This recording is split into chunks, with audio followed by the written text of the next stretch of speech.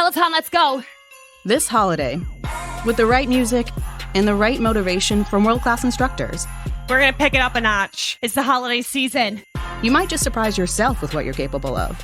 Work out to thousands of live and on-demand classes, from running to cycling to yoga. Try Peloton risk-free with a 30-day home trial. New members only, not available in remote locations. See additional terms at onepeloton.com/home-trial. Peloton, motivation that moves you. The following show contains adult content. It's not our intent to offend anyone, but we want to inform you that if you are a child under the age of 18 or get offended easily, this next show may not be for you. The content, opinions, and subject matter of these shows are solely the choice of your show hosts and their guests, and not those of the Entertainment Network or any affiliated stations. Any comments or inquiries should be directed to those show hosts. Thank you for listening.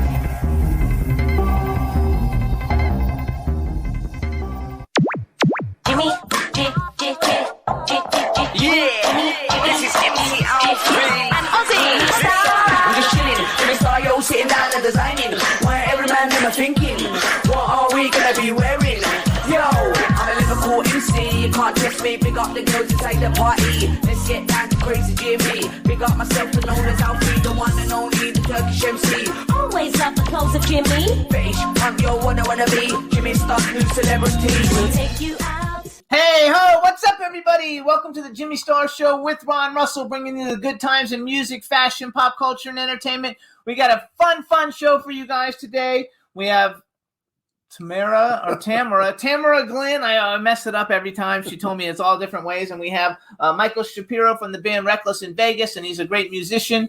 And it's going to be a lot of fun. Before we get started, let's just say hi. We got a chat room starting to fill up. What's up, chat room? And we want to say hi to our cool, outrageous man about town host, Mr. Ron Russell, and Astro. There he is, Astro the boy. You. Doesn't he look great? So what's up? Hub Reynolds is in the chat room. Hey, Hub, how you doing? Big Claudia is in the chat room. Before we go to Hub, any romance happening? Anybody? Let's hear about it if there is. That's funny. And B Claudia is in the chat room, and Julia. Julia is working, and she's in Russia, but she says hi. So hey, Julia. Hey, B Claudia. We were going to have a fun show today, but before we talk about that and have our first guest coming on, we should tell everybody that we went to a premiere last night, and it was a lot of fun. It was for That's a Wrap, Marcel Wass, Sarah French, and Joe Netter's new film. And not allowed to talk about it. We can't tell you what it's about, but we can tell you that we had a good time, and we met a lot of friends that you guys know from the show. Tyler Gallant was there, Sarah French, Marcel Wass, Monique Parent, who's one of the stars of the film. Dawn Helsinger.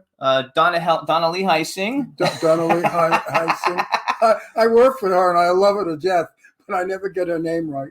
Dave Bailey was there. Serena Vincent, who was a friend of mine. Jan Birch and his wife, Victoria. Yeah, everybody that's important we just mentioned. And Serena Vincent was there, who I knew many, many years ago. Ron met her for the first time last night. She was lovely. And lovely you guys know her from Cabin Fever, and she played Charlie Sheen's girlfriend on 2.5 Men. And she's on a Disney show right now that she plays the mom, but since I don't watch Disney shows, I don't know. But she's been in great stuff. So it was raining in California, because it does rain in California once in a blue moon. It rained in Palm Springs, which is really wonderful, to wash all the sand off of the rooftops, and everything sparkles. Oh, that's too bright. Everything sparkles today. Jimmy's a cameraman now. No, because they told me you can't see us. They couldn't see us? Yeah, they said we're too milky, so now that was good. Then I could tell you I'm 22 years old. But anyway. You look it. Yeah, sure.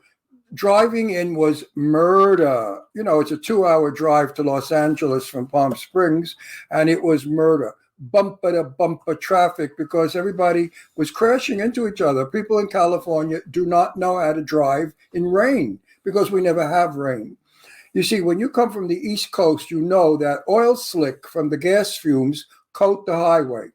And when water hits that, it becomes an ice pond. You can skid. So if you're going to stop your car, you need to stay at least 15 feet away from the car in front of you, or when you apply your brakes, you're going to hit them.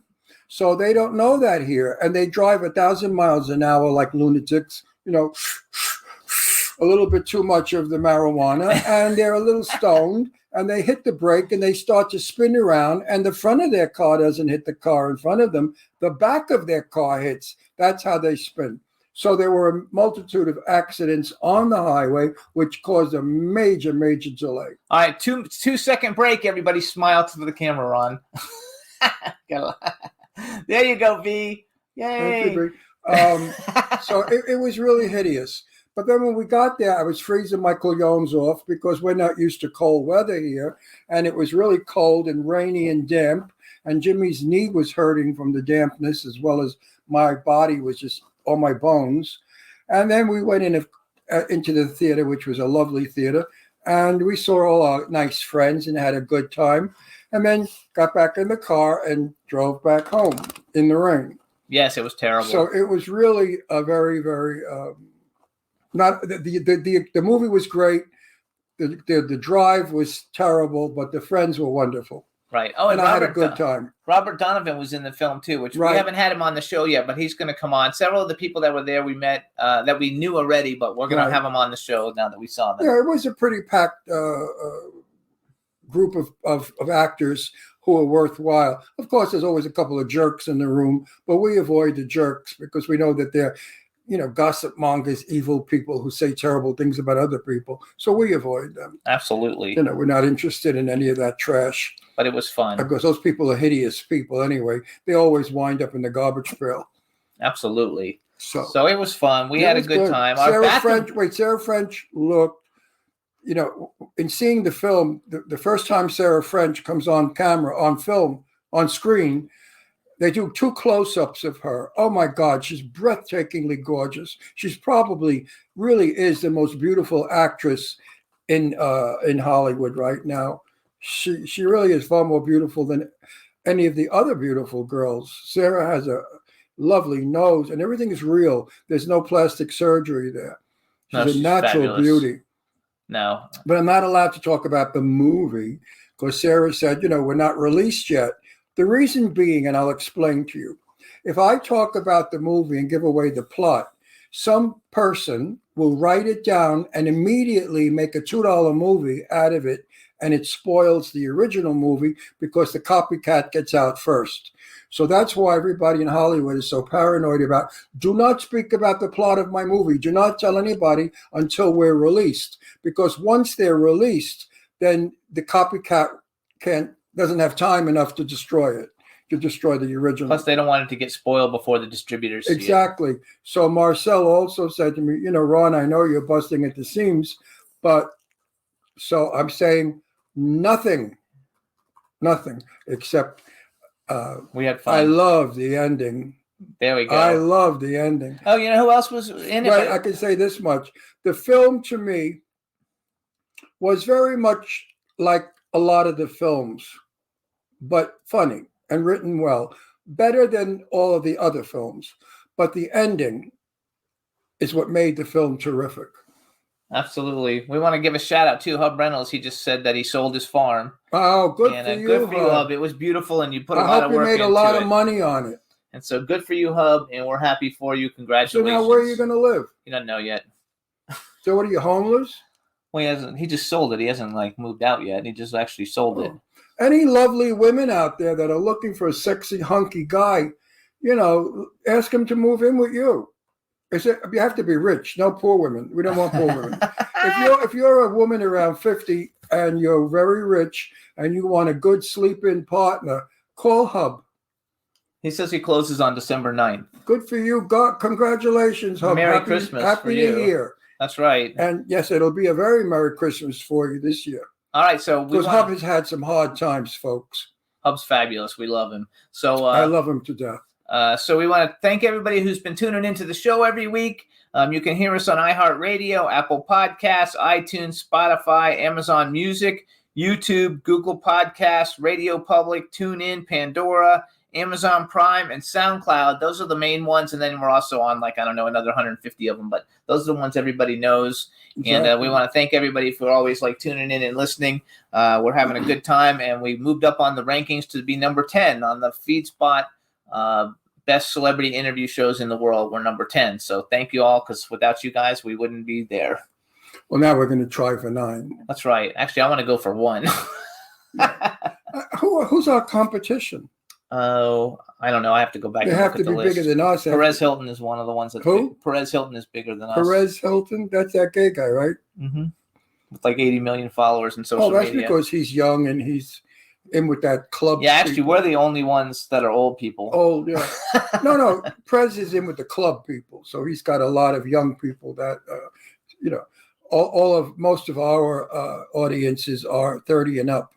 Also, we want to let everybody know that W4CY is in Florida and they're having a hurricane. So in case we have any power outages or anything that goes on because of the hurricane that's actually going on now, please bear with us.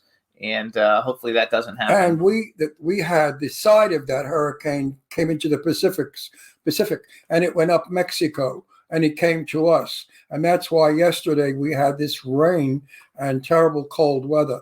It all came up from there.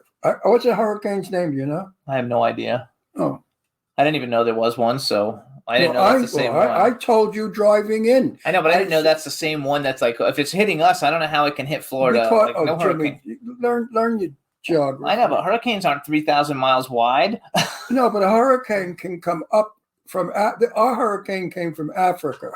Oh, and theirs came from Mexico. Theirs came from No, ours comes from Mexico. No. Oh, Mamma Mia! I don't know. And he said he graduated. How much? 6 in your class? I have 6 in my class, but I don't do. I mean, I was kicked out of school at 16 for being a troublemaker, and this one it was supposed to be a valedictorian or whatever they are. And I know I'm smarter than he is. That goes to show you. I don't do. That they educate in the 1940s. We were educated far better than the kids today. I probably have the average of a college person. Seriously, I'm very well read and very well spoken. Oh, it's Hurricane Nicole. It came from the Atlantic. Don't change the subject. No, he's telling me. Well, I don't know what to tell me. No, because I'm making a point. Back in our day, we had to have penmanship. We learned reading, writing, and arithmetic, geometry, trigonometry, all that stuff. All that they no longer need because nobody writes. You have to take it though. Nobody writes script. They all print like little children print because, you write in script and they say, oh, I can't read that. I mean, really and truly.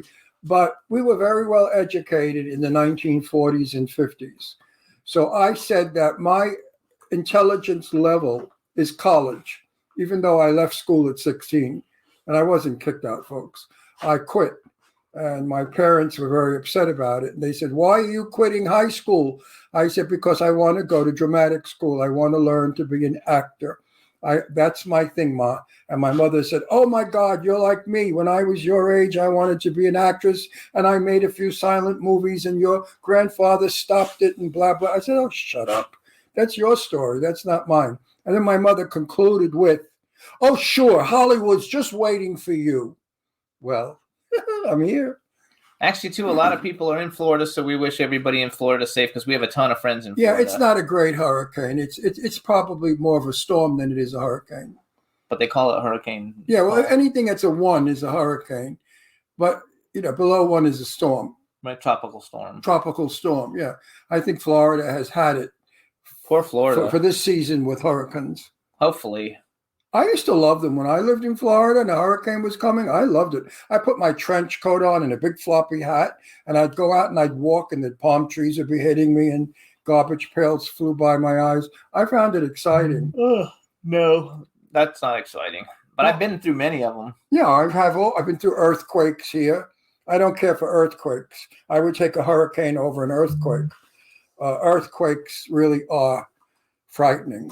When you hear that rumble, and then the house starts to do this. We also want to give a shout out to Dawn, who I know had like some kind of a surgery the other day, and I don't. What kind of surgery? I don't know, because I forgot. But I know she's in a lot of pain, so we want to just wish her well. And Dawn, what's wrong with you? She's got like neck and back problems and stuff. I think, and so we want to just let her know. You know what, Dawn? Is she single? No. Oh, I was going to say if you were single, she has back surgery. She had a back surgery. I know, but if she was single, she could hook up with Hub. And Hub would get rid of her back problem. No. She's married with all kinds of kids. So she's married. Okay, but if she was single, Hub would get rid of her back problem. I love it. Right, Hub? You could straighten any woman out. Oh, that's funny. Anyway, So all is well. I hope everybody's doing well in Florida, and our bathroom is finished. Oh, hallelujah. Hallelujah. Came out magnificent. Yes. Really beautiful. I mean, it's everything I want.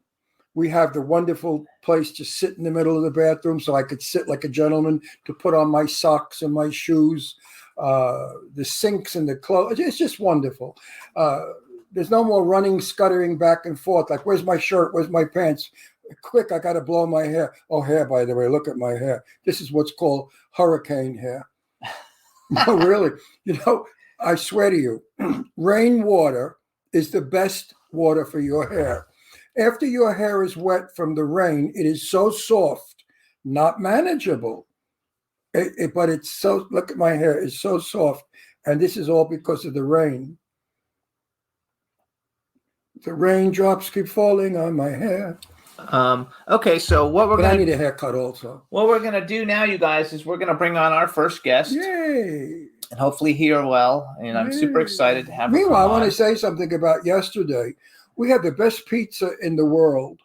What was it called, that restaurant? Mod Pizza. Who? Mod Pizza. M-O-D, Mod. Mod Pizza. It's like a Blaze Pizza, but it was better. I mean, the crust, it was delicious pizza. I'm not a great pizza fan, believe me. Now that I've stopped ingesting any sugar or I really have gone nuts. I'm on this health kick that's very strict.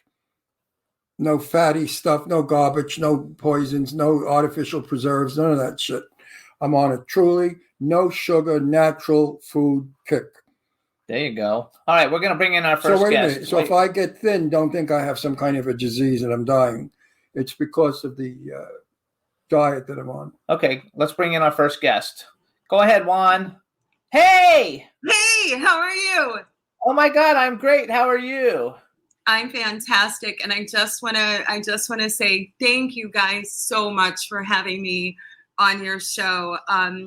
Wow, this is such an honor. So I know we're going to have so much fun, and just thank you. Absolutely. So I know I asked you this on the phone yesterday, and I already forgot. But the best way to pronounce your name, Tamara. Okay, I got it. Yay! You said they pronounce it wrong everywhere. He graduated 6th in his class. That's okay. He can't even pronounce. I'm not supposed to speak until you introduce me. All right, everybody. Now we want to welcome to the Jimmy Star Show with Ron Russell, the incredibly talented and beautiful actress Tamara Glynn. Hello and welcome to the show. Thank you. I bet people pronounce it Tamara. So Ron, on the West Coast, it's Tamara. In the Midwest here, it's Tamara, and on the East Coast, it's Tamara. So in Brooklyn, it's Tammy. That too. So Tammy in Brooklyn, I'm calling you Tammy from now on. Awesome. You look like a Tammy. You're very pretty, You have a beautiful smile. So hold on. This is Ron Russell. He's our cool, outrageous man about town co-host. You already introduced me? No, I didn't. I didn't say who you were, though. Who gives a shit who I am? We're married. We fight. You'll get used to it. And then we have a chat room with a bunch of people. Say hi to everybody in the chat room. Hey, you guys. Oh, my gosh. I'm so excited. And that was a lovely, lovely bunch of words that you said in the beginning. And I think that we're the ones that are honored to have you on because you're our guest. And we're pleased that you're here. And I'm happy that you're happy to be here also. I'm tickled to death. I'm ecstatic. Good. So. Okay, so now stand up and take off your blouse. We have a guy in Australia, Dave Hughes. He's in England. Oh, he's in England. Yeah. Dave Hughes in England only messages me, when are you going to have the hot chicks on with the boobs? He's about 65 years old and married. He's a friggin' pervert. Every time we have a beautiful girl on like you, he text messages me, tell her to take off her blouse. Do we have? And he does it to all the beautiful scream queens that come on. So now I think we just got a message where he said, tell this one to take off her blouse. So you have just made the take off the blouse girls. Yeah, that's right. That's a big honor because we've had a lot of women on that he's never said. He's saying, okay, here we go. See what I mean? He's in the chat room. He just wrote, okay. No, that's a great honor to be in Dave Hughes's masturbating fantasy. He's crazy, but he's fun. So you guys can follow. We love him. You can follow. He only likes sexy, beautiful ladies, so you should be very I'm happy. honored. And you should be honored with that. Thank you David, for that. he is very particular about his women. Oh yeah, if they're not pretty and stuff, he doesn't say a word. I love this. He's right up Dave, my alley. Say to Dave, listen to me. We do this. Look in the camera and say, Dave, when can we meet, honey? Dave, where can we meet, honey? And Dave Bailey just joined us too from Clown Motel series. Hey, Dave what's just up? had a stroke. Oh my God, we gotta love it. So first of all, let's tell people a little bit about you so people know who we're talking to. So you guys, Tamara Tammy is a phenomenal actress. You guys, she's a horror icon. She's in Halloween 5: The Revenge of Michael Myers, and that's really the one that made Danielle Harris, kind of famous in horror because she played Young, the one that Michael Myers is after. She was also in recently. She's in like the biggest horror movie of the last very long time that's in theaters right now, Terrifier 2. Wait, hang on. Stop right there. I am hearing so much. I haven't seen it. Everybody that I know is screaming about it, saying it's the best horror movie ever made in the history of horror movie. Is that true, Tammy? Do you think so? I've been on the road and I really have not had, I've had a very busy travel schedule and sadly I have not had time to see it yet. We haven't seen it either. I haven't seen it either. It comes out on Friday, I think, on some place. But you're in it. I am in it. And you didn't see any of the rushes? Do what? Did you see any of the rushes? No. No. It's funny. So you guys, let me just tell people, Terrifier 2. I was going to ask you, what is it about this movie that is so different that's going to terrify people with vomiting in the theater? I mean, I think it's great PR. And it's also going to get an Academy Award nomination for Best Special Effects, I bet. Yeah, I mean, what is that? Because they said it's Can you phenomenal. enlighten us about anything about the film? I mean, I have a lot of respect. I've known the producers for about 11 or 12 years now. And how it all came about for me, I watched the original, the first Terrifier on Netflix one night. And my buddies that were also in the first one and then going to be producers on the second one, I started texting them and I'm like, yo, I want a piece of this. I've got to have a piece of this. This is just so fun. And so I ended up talking to Damien, the director, and this is all his creation, Art the Clown. And I'm like, Damien, listen, I've got to have a piece of this. I don't know what it looks like for you, for me, whatever. I don't even freaking care. And so that went on for quite a while, just the dialogue back and forth. And then I flew to New York, and so I took a cameo in it, and I played a shopping mother. And because I haven't seen it, it was Felissa Rose who texted me one afternoon, and she's like, Mama, congratulations. And I'm like, and she's like, have you seen it? And I'm like, I haven't seen it yet. And she's like, oh my God. And I'm like, it's a cameo. It's a shopping mom. And she's like, Tam, the placement of it. Oh my God. Then all of these. We're actually really good friends with Felissa. She's been on the show a million times. And right. Ron's been in a bunch of movies with her. So. Yeah, I've worked with her. She's a sweetheart. I love her. Oh, totally. Then I hear from other fans, like where the placement of this scene is crazy, and it all works beautifully, and it just gets freaking wild. And all right, question: are you allowed to answer? What in the hell is the Terrifier? A person, a monster, a zombie, a vampire, a clown? He's a clown. He's Art the Clown. Art the Clown. Is it as scary as it? Art the Clown is David Howard Thornton, and David cannot be a nicer human being. And it's like Felissa and I were talking about, because I've told her, I'm like, this is not like a mask wearing, each movie, you can have a different Art the Clown. No, it has to be the same guy. This has to be David every time in order. I feel personally, nobody get mad at me. This is only my opinion. But yeah, so I think that's what's so cool about this, because normally with these masks and, you know, they can interchange them for every movie. But this one, you know, I'm in 3 clown movies. No, 4. How many am I in? A lot. I'm in either 3 or 4 clown. That's Art the Clown. Oh, I think I know him. I think he was there last night at Marcel's opening. I've been in about 3 or 4 clown movies, and I said to Jimmy, I'm not going to accept any more roles in clown movies. I think we've done it with clown movies. And here comes this movie that's a clown movie that's knocking the socks off of all the other films. So, boy, oh boy, I can't wait to see this film. We're going to see it. It comes out Friday on streaming on someplace on Friday. I just finished the film. Right. Joseph Kelly's film. We wound it up a couple of months ago. It's called Clowny, and Clowny is a very it's a good clown movie. He's got a whole bunch. Yeah, I was in only one stinkeroo, one bad clown That's movie. Great. But yeah, so you know, how do you feel about being in clown movies? I mean, I'm loving clown movies. I mean, I think they're amazing right now. But back to Damien, the creator. I mean, all of this is his baby, and he certainly birthed it very, very well. I think, you know, 1,000,000 times more than anyone ever anticipated. You know, I just have so much respect for him because he really pushed,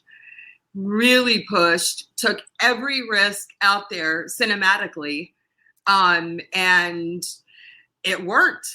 No, I think it's amazing. Does this movie have a story, or is it just chop them up scene after scene? No, there is a storyline. There is a storyline. Yes, there is a storyline. Where it goes in this one, I don't know because I haven't seen it yet. Yeah, we're going to find out, though, because I heard that Chris Jericho is also in it. Well, how can we see it?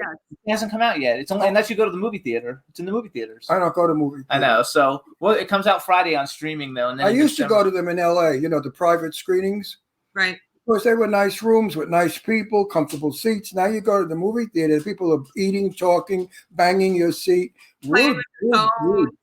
Yeah, very rude audience. Wait, I want to go back. So Chris Jericho, you guys, is also in this film, and because we're doing a werewolf vampire like trilogy, and Chris Jericho is going to be one of the leads in our film. Thank God, I'm not in a clown movie. So that's going to. So you basically have done a ton of horror movies, but that's not, you got discovered because we talked on the phone yesterday, and you actually got discovered in Miami or someplace, right, as a model, and then you came to LA. Well, before that, y'all, what really happened? Yeah, what really happened? All of this happened because I grew up singing church solos in a little tiny Baptist church here in Arkansas. So you're from Arkansas? I'm from Arkansas. That's my home state. How'd you lose your accent? That's where I currently reside. So, yeah, it all started in a little Baptist church. No, but wait, how'd you lose your accent?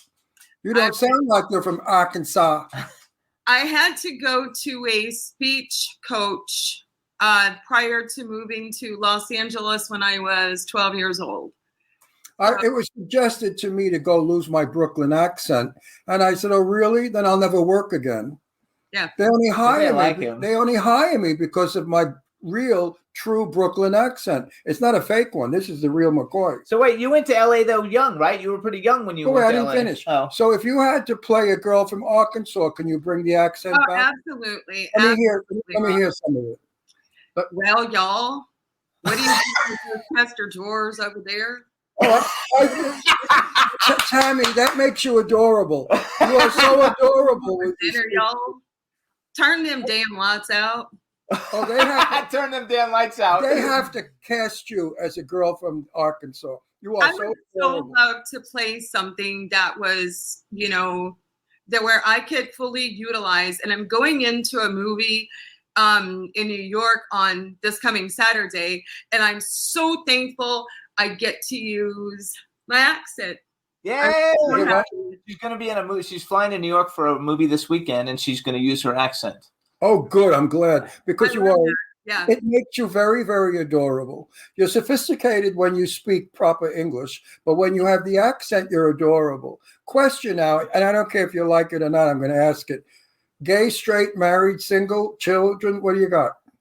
So I am divorced. I have not been remarried in about 18 years now. Oh, wow. And Okay, I know, it's so freaking lonely, y'all. I hate Okay, it. stop it right there. Stop right there. We can hook you up with all I kinds have of a people. guy for you, sexy hunk, also from some hick town in the middle of America. Where the fuck is he from? Hub Reynolds speaks like you with an accent. Gorgeous, sexy, butch, straight, lovely. We adore Country him. singer. His country name is music Hub singer. Reynolds. He's in the chat room. Say hi to Hub. He's in the chat room, and he's looking for somebody to get romantically, seriously involved with. Hub. Oh, he just wrote she's really hot. Hub, wait, shut up. I'm doing Hub. If you don't call this girl, I No, you will can't never call her. speak Follow to you her. again. Wait, You date this girl. You too. I swear to God, we made a marriage in heaven. You are no. He is good looking, baby. So Hub, you can Wait. He is a country singer. hang on. Wait, Hub, follow her on Instagram. It's at Tam Glynn. TAMGLYNN. I'm making a marriage. What are you interrupting for? You freaking. How do you know she wants to get married? She just wants to go on a date. Listen, No, listen. nice. We all want. Seriously, guys, I was on the phone earlier with a friend of mine, and I said, I'm so busy right now. I'm so damn blessed. Like, there's just this beautiful, like, all this abundance that's coming in. Because I also fly out and I'm on the international convention circuit. And I'm like, it would be so effing nice to have someone to share all of this with. Oh, Jesus Christ, Hub, call her right now. I'm going to kill myself over here. What are you doing? No, y'all, listen. I'm going to tell you this Oh, story. y'all. He said y'all. Y'all, listen, seriously. Wait a minute. Wait, listen. She's going to talk. I got to tell y'all this story. It's a true story. So I meet this guy online, and I've never done that before, and I'm not into this dating app bullshit. That's not, because that's dangerous. My life, I would get murdered by a serial killer, and then no one would be able to find my body. So I meet this guy. We met online, and I'm like, okay, there were like indicators there where I could really trust him. And I'm like, okay, this is really cool, Then the MF tells me, well, I can't handle your career. I can't handle all the attention you're getting. And I'm like, go away from me. I'm like, I told you I was an actress and that I'm from the franchise now. And I told you I was about to get really busy. And then he goes, boom. And I'm like, yeah, you don't need that. I would have bullshit. said, go fuck yourself and hung up. Listen, that's what I said. Hub Reynolds. That I didn't run. That I didn't say it to him. I texted it. listen, Tammy. Technology. Tammy. We have a code among us men. When we want to describe a guy to a woman, we say he's a double H. You know what a double H is? No. Handsome and hung. And that's Hub Reynolds. Yeah, Sexy. I'm telling you, if you see this guy, you'll melt. And he's not a womanizer. He's a real hick guy. He's like a real country boy. And That's what I thought about this one. I thought he's from. No. I wouldn't steer you. I wouldn't give you. we wouldn't steer I you would wrong. never give you a piece of shit. Never. Never. I love Hub. Hub is a dear friend of ours for 100 years. He's been on our show so many times. He was involved with some tomato who we didn't care much for, who worked him over. So he came out of a little bit of a tailspin.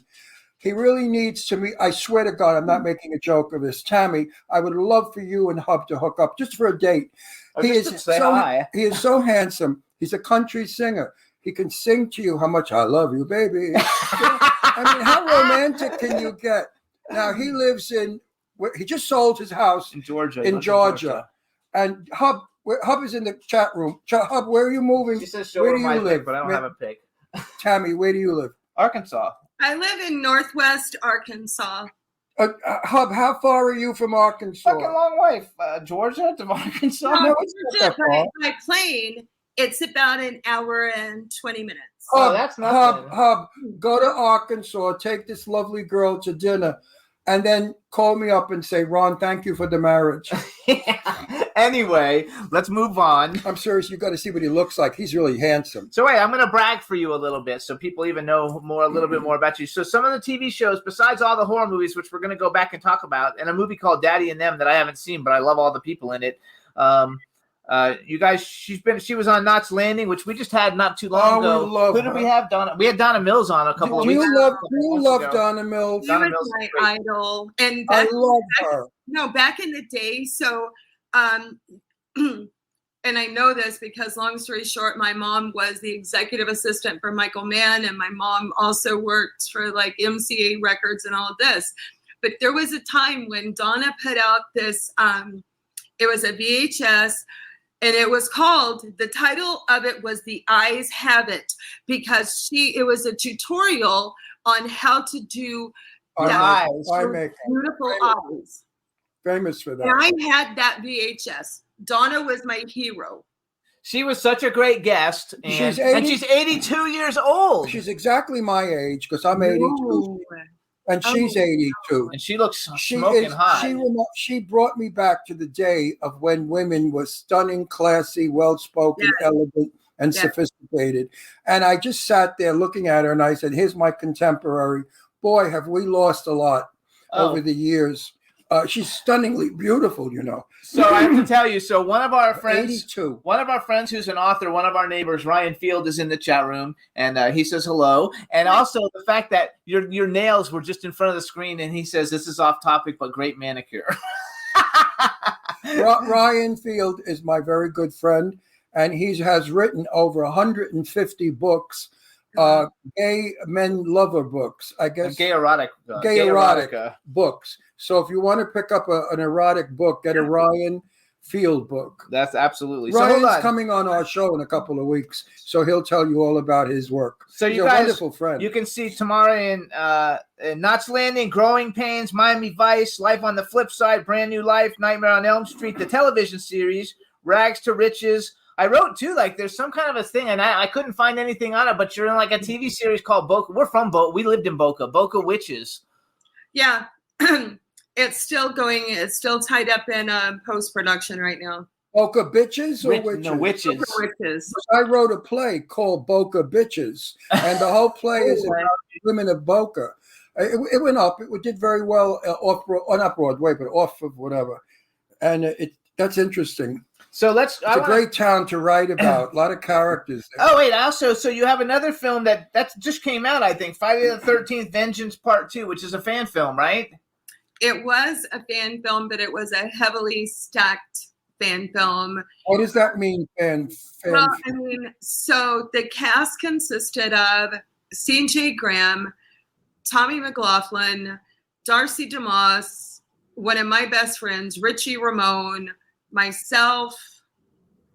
Paul Taylor's in it because we just had him on 2 weeks ago. We just had him on Pinhead. We had him on 2 weeks ago. Paul Taylor, Rob Mello.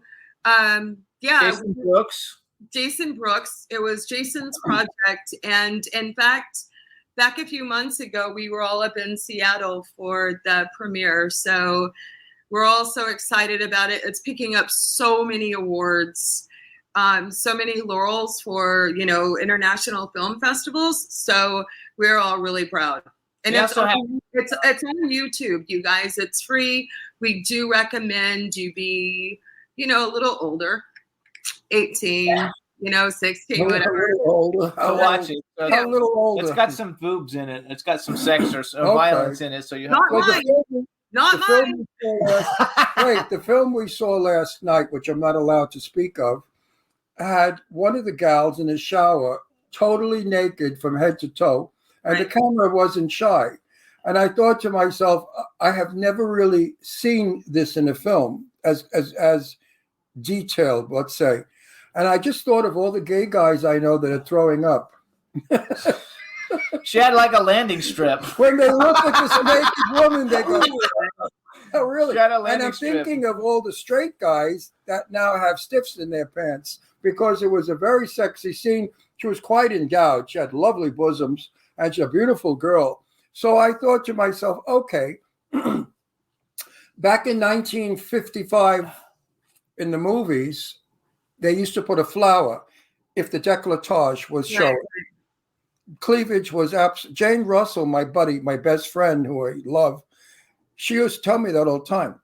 My bosom wasn't my size, but Jane Russell was a 36B. So it wasn't the size of her breasts. It was that she had wonderful cleavage. Right. And the cleavage used to turn men on. Just cleavage. Right. Not the bosom. Could you imagine men getting horny and crazy over cleavage? Now they see the whole woman naked and they're in the audience eating popcorn. That's funny. But they're not bothered. Well, now, question. I always lead into a question. Would you do a completely head to toe close up naked? Or have you? So so in Halloween 5, they were supposed to show side nudity, and it was the wardrobe department that completely fucked that up. Wait, how is that? Because I wear a costume, I'm like a red devil, and they did not apparently get the memo or pay attention to what was supposed to happen, because it's a lovemaking scene. So there was supposed to be side partial nudity. And then after the wardrobe, it was in my contract. I mean, all the stipulations were in there. And then wardrobe messed it up and, Then you were naked. No, she wasn't naked. You weren't naked. And it was done. I did rewrite my kill scene. That was fun. That's why cinematically it is the way it is today. Thank God for that. But it didn't hurt your scene, did it? No, it did not. No. Okay, as long as it doesn't hurt the scene, it's okay. I was one of the only ones that ever fought Michael Myers back, because I was supposed to die like some stupid way, just like that. So I went to Mr. Akkad and the director, and I'm like, hey, y'all, I have a suggestion, and I think we need to show her strength instead of her being, a little just dumbass. And grew up on a farm, I know what barns are, because this whole thing, and it's lit beautifully. And Greg Nicotero from KMBFX and The Walking Dead, Greg did all the special effects and everything with K&B, his company. And so it's just a beautiful, beautiful scene. And I'm really glad that I had the balls to I really. Well, I mean, I was 20 years old. I'm straight, but to go and recommend that they change this whole sequence of one of the most pivotal scenes, important scenes in the movie, I was very brave. Yeah, and it worked to your benefit. I have suggested to some producers, if you really want to have a horror movie to terrify people, have them running out of the theater and vomiting, put me in it frontal naked. I'll clear a theater out. Nothing like an 82-year-old naked man. But back to your question. So if the script called for it, you would.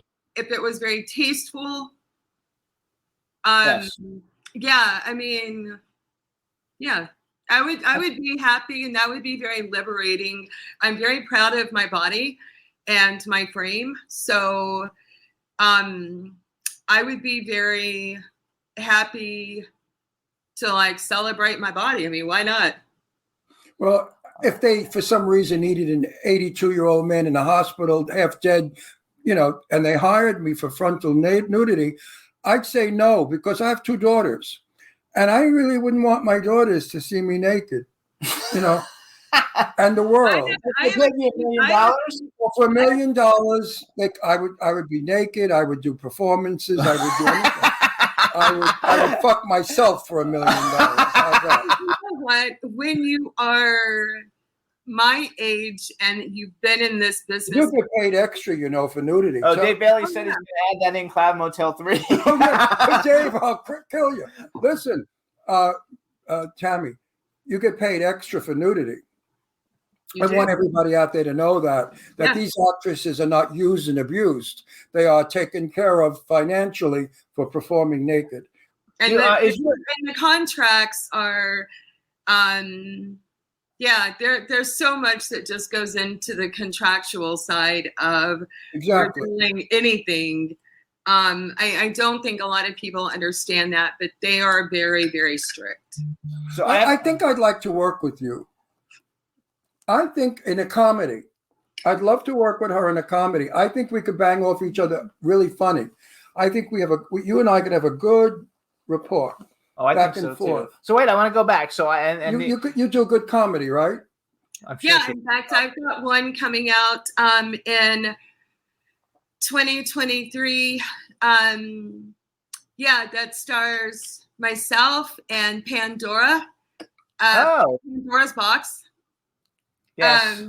Pandora from RuPaul's Drag Race. I think that's it. Fun. Yes, RuPaul's Drag Race. So I have a question for you. You don't have to answer it because Hub asked how old you are, and I don't know if that's public knowledge. No, we don't ask that. No, if it's public, fucking Google me. I mean, just Google her, Hub. Yeah, no, I never.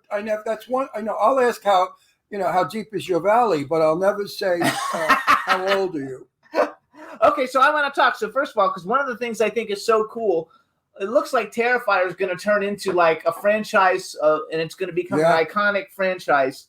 Right. So now, and Halloween already is the most iconic franchise that there is. So you're going to have roles in two of the most iconic franchises that there are. What do you have a favorite like horror movie franchise? Well, but the thing about it is, and this is something that someone recently pointed out to me, they're like, okay, Halloween, Terrifier, I did Nightmare on Elm Street, Freddy's Nightmare. Oh, that's right. Yes. I also did Vengeance.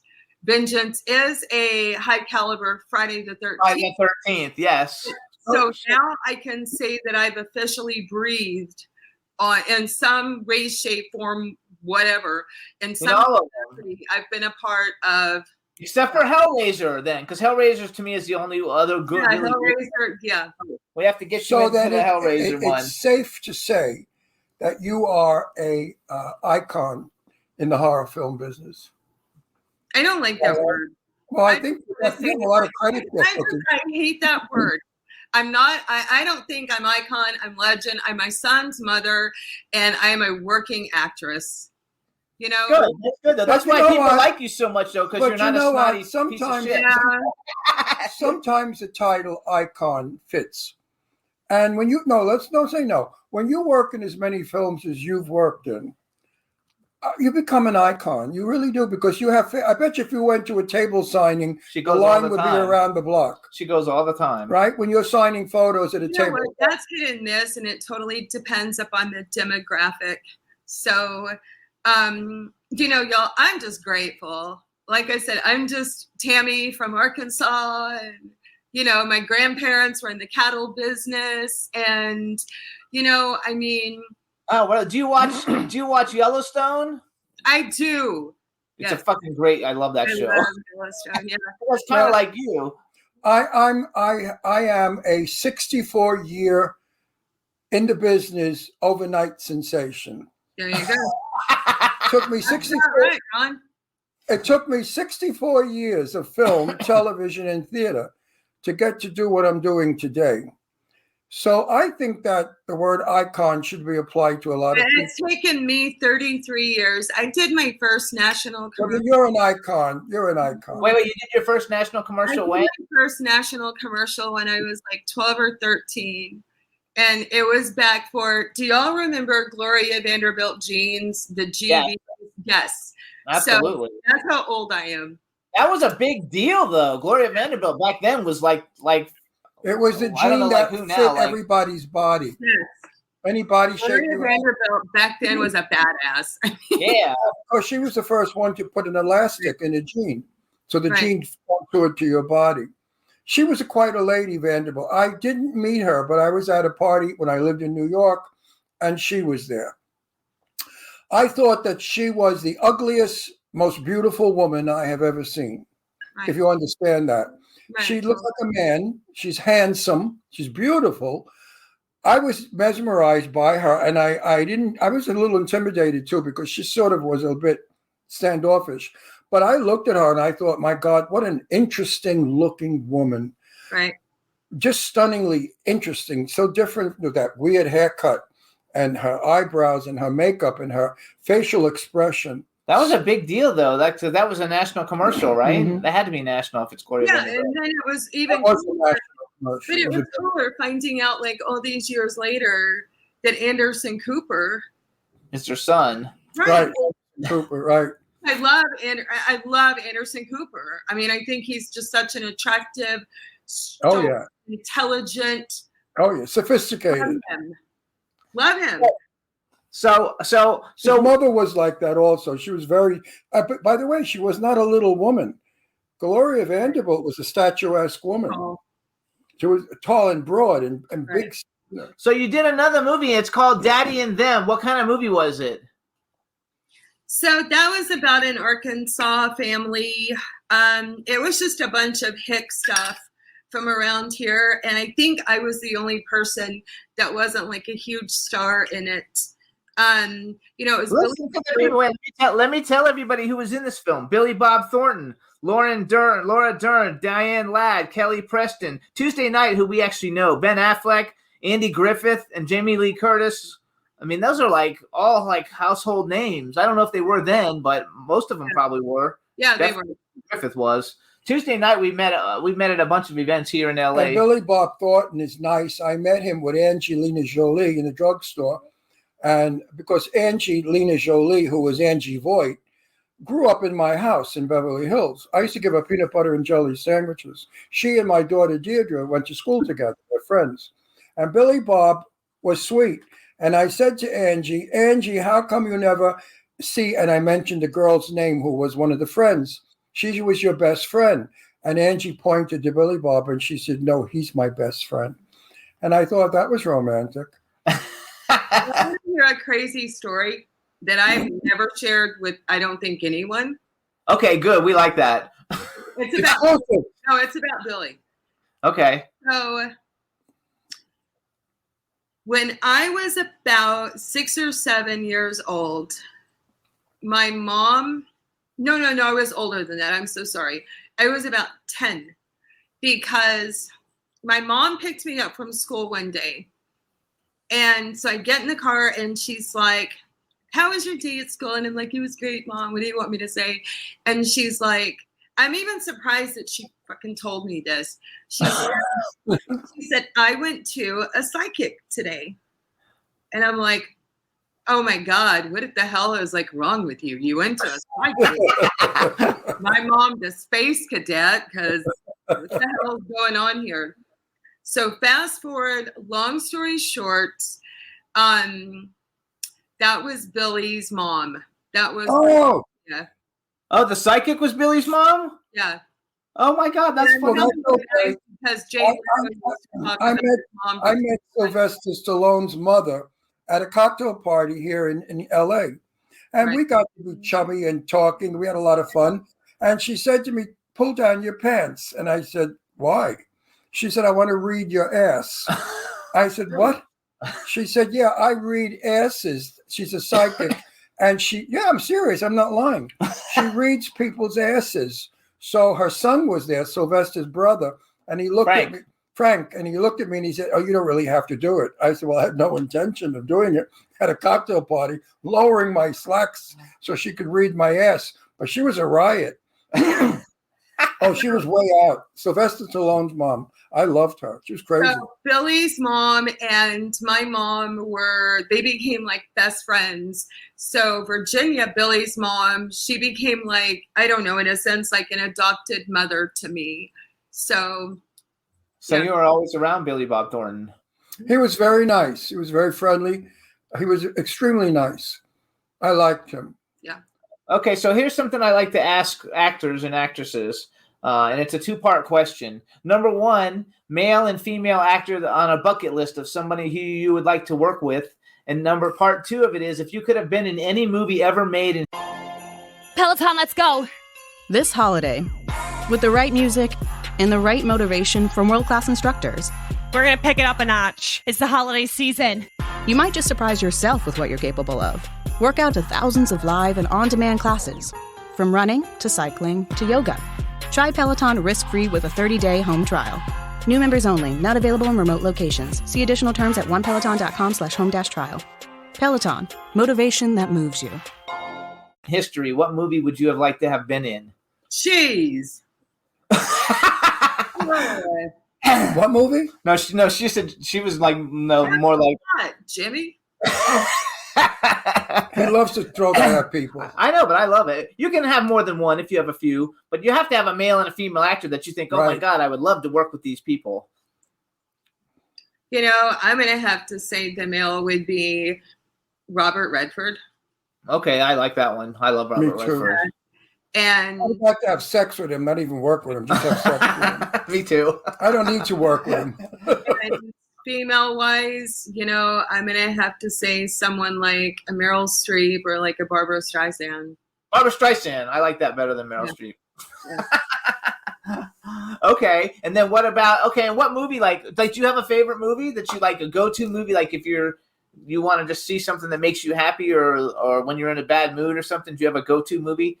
Like I have my go-to movie, which Ron doesn't like any of my go-to movies. My go-to movies are The Lost Boys and Pretty Woman. Those are like my two favorite movies. I've seen each one of them like 5,000 times. And then there's another one with Hilary Duff and Colin Firth where I forgot the name of it now, but I've seen it like 500 times. I know all the lines. You know what? I really don't have one particular movie per se, because whenever I want to feel whatever I need to feel at that moment, I always resort back to true life, real life crime. Oh, do you really? Do you know how many? I've talked to. If it had to be a movie, it would probably be something as dark and demented as like Helter Skelter or some shit. Oh, Okay, I've spoken to many actresses about this in conversation, and you know the character they all wanted to play, Holly Golightly in Breakfast at Tiffany's. Right. Believe it or not, so many actresses love that character. have you seen Breakfast at Tiffany's? Not in years. Not in years. But you remember it. So would you play Holly Golightly in Breakfast at Tiffany's? Yeah. Oh, what a girl wants. They just wrote it in the chat room for me. That's the movie I like with Hilary Duff and not Hilary Duff. I forgot, but Colin Firth and Amanda Bynes. It was Amanda Bynes and Colin Firth. And I freaking love that movie. I think it's awesome. Also, Holly Golightly was written for Marilyn Monroe, and Marilyn Monroe turned it down, and Audrey Hepburn took it. And I think Audrey did a wonderful job with playing Holly Golightly. Do you have horror movies that you actually like? Do you like? First of all, are you a horror movie fan? Like, if you weren't a horror movie star, would you watch horror movies, or you watch them because you're in them? So my mom, God rest her soul, she's the one that turned me onto horror. And yeah, I mean, I have my limits with horror because I'm more of a documentary kind of girl. This one too. I love my documentaries. I love documentaries. Yeah. But I really don't watch. Well, I think the fans, I think they think I'm looping Halloween 5 all day, every day. You, Jimmy, do not freaking laugh about this because that's the truth. Seriously. So, I'm not sitting around watching Halloween all day.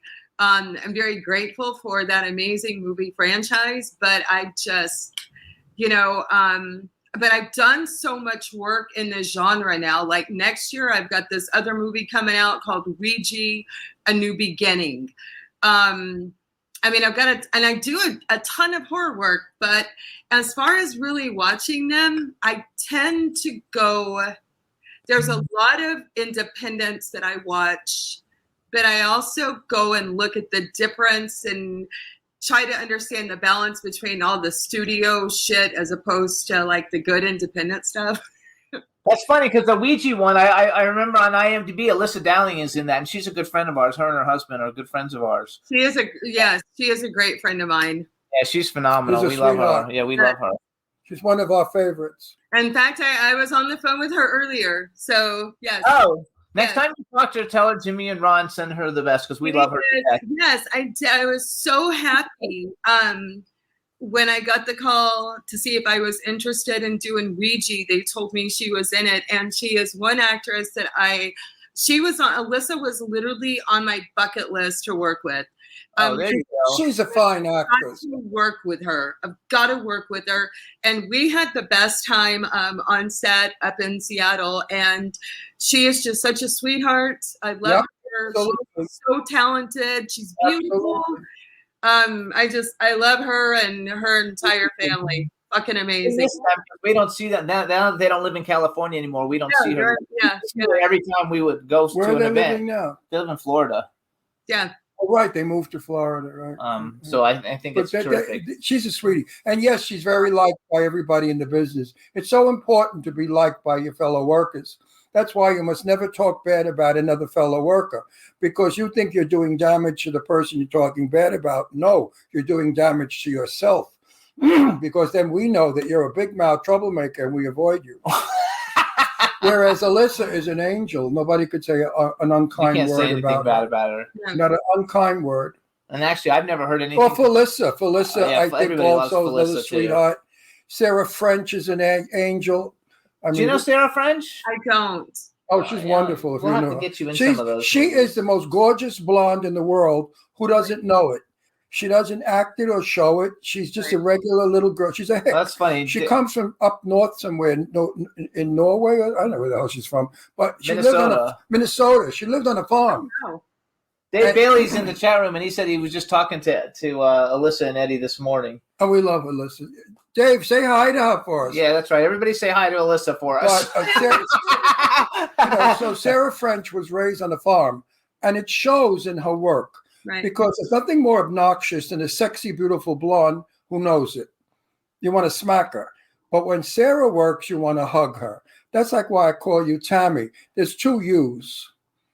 And there's a you that I'd like to hug, and there's a you that I respect and look at as an actress. But there's two of you. You are two people. You know that. Thank you. But do you know that? I do. You're the actress. I want to be Tammy like all the time because that's who I am. I'm not into. I want to be me. That's me. I'm Ronnie. My friends call me Ronnie. Yeah. Ron Russell is the actor. Ronnie is who I am. Right. I don't like to mix the two. Yeah. They're two people. No, I think it's very cool. I never do Ron Russell with my friends. I hate that shit. Yeah.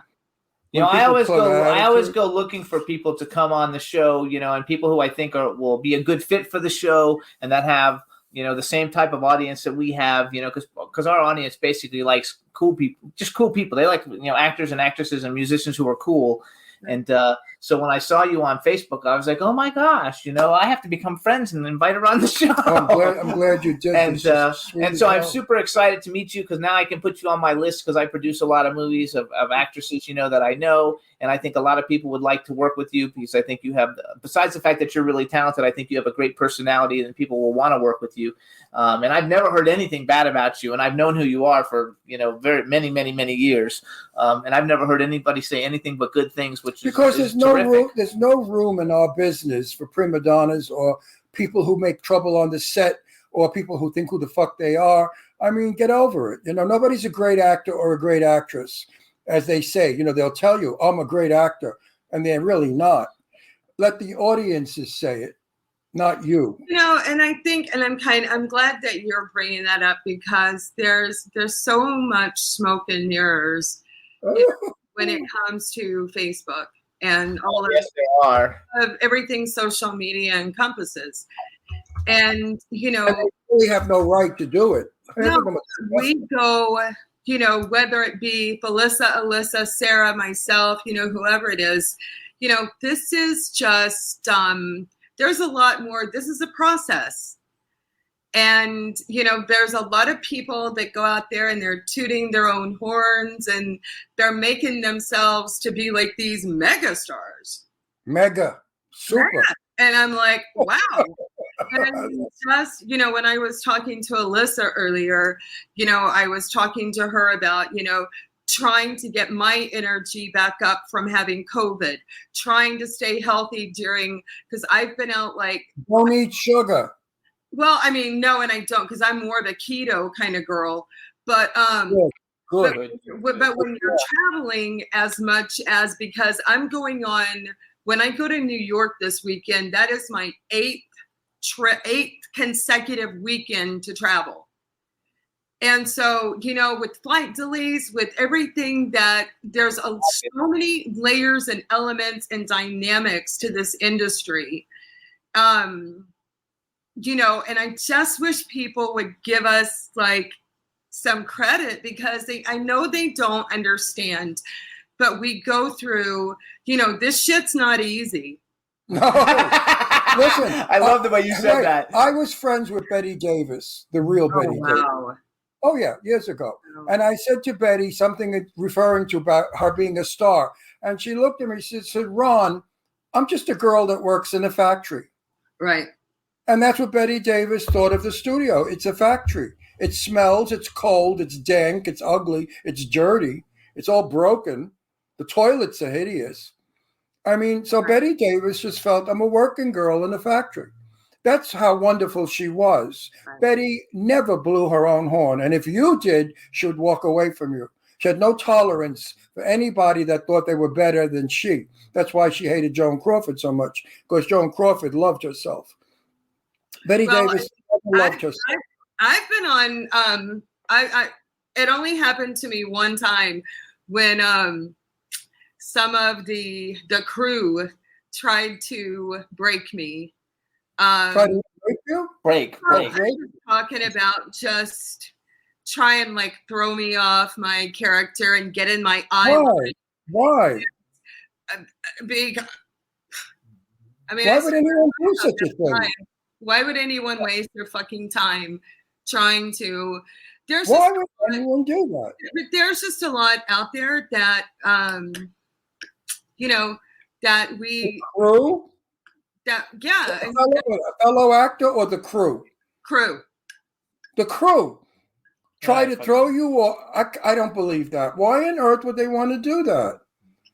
Well, obviously they did, because she's telling you they did. So. I believe her. I'm not questioning her. They didn't succeed, so. But I'm telling you that it just doesn't, because, it's like when you go to set guests. Do you want to get along with people? Absolutely. Who wants to go there and have, all these enemies that you're living with, you're eating with, and all of that shit that you're working with, that you're so like close to on set.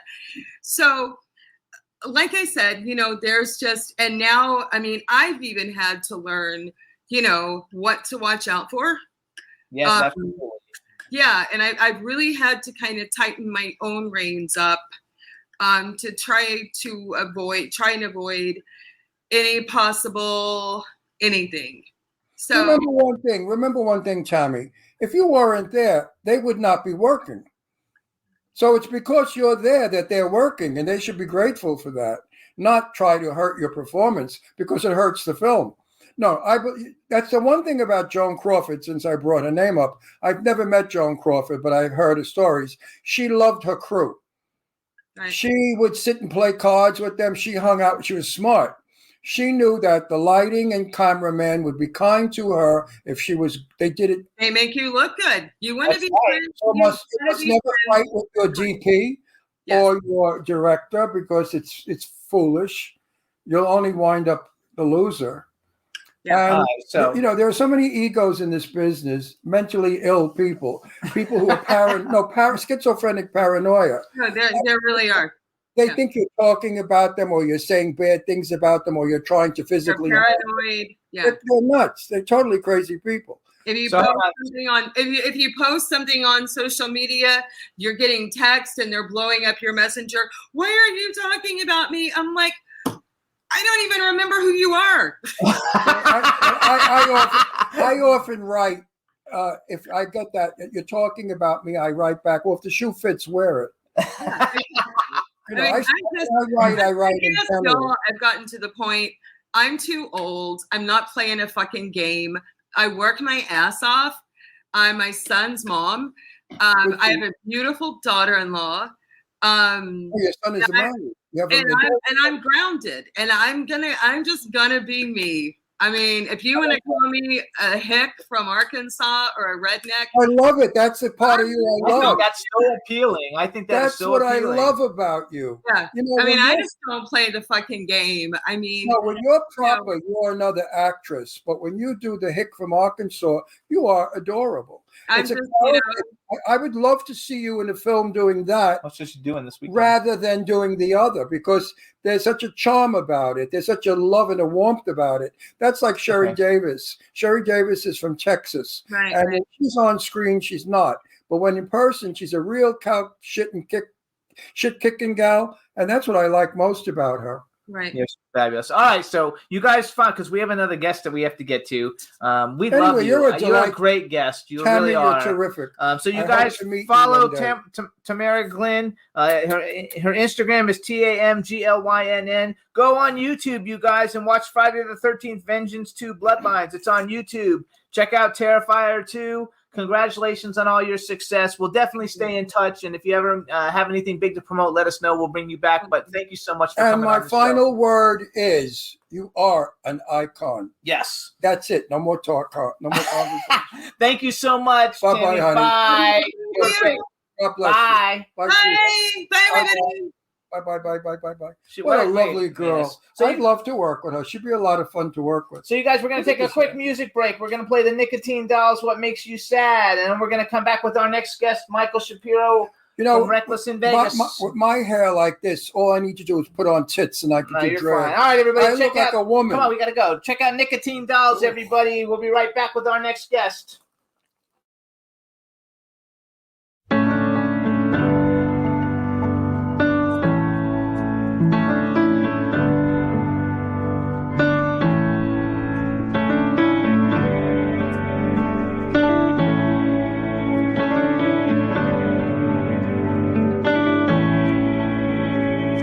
Talk to me.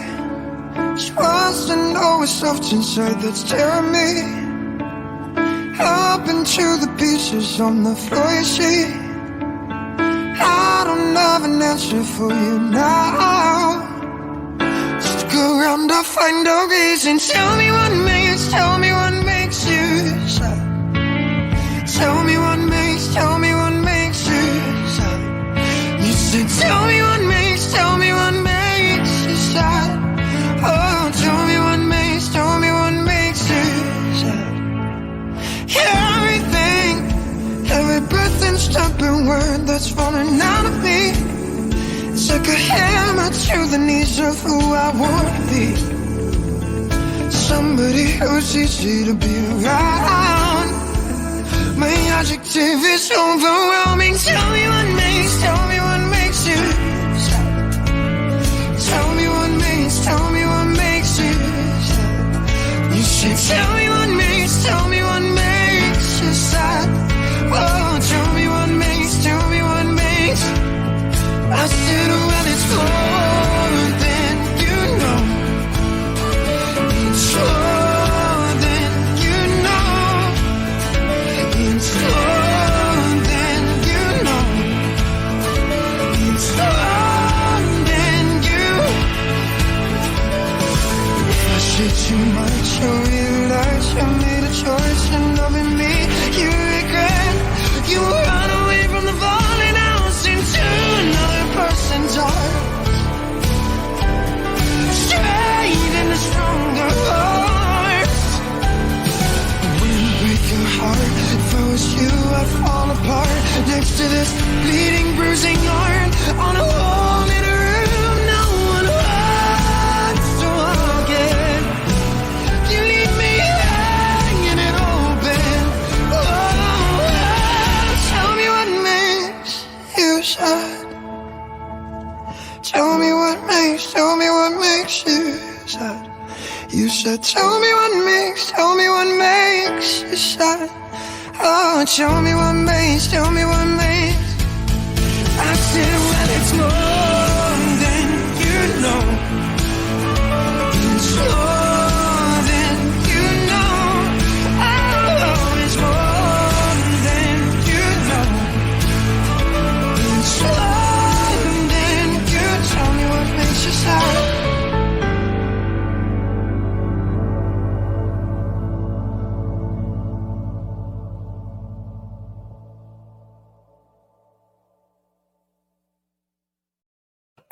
Hey everybody, that's the Nicotine Dolls. I actually follow them on TikTok and I love them, and we're gonna see if we can reach out to them and get them to come on the show. But now I'm making out with my we're dog. ready for our next guest, Michael Shapiro. Let him in, Juan.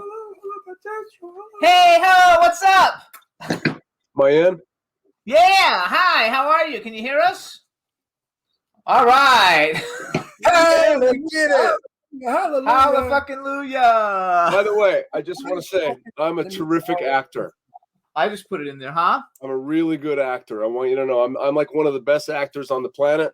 And I got to tell you. Because we were talking about that. That's so funny. All right, everybody. Now we want to welcome to the Jimmy Star Show. You know what? You're making a joke. Some schmuck last night said that to me. He said, I'm a great actor. And, he really isn't. But I didn't say anything.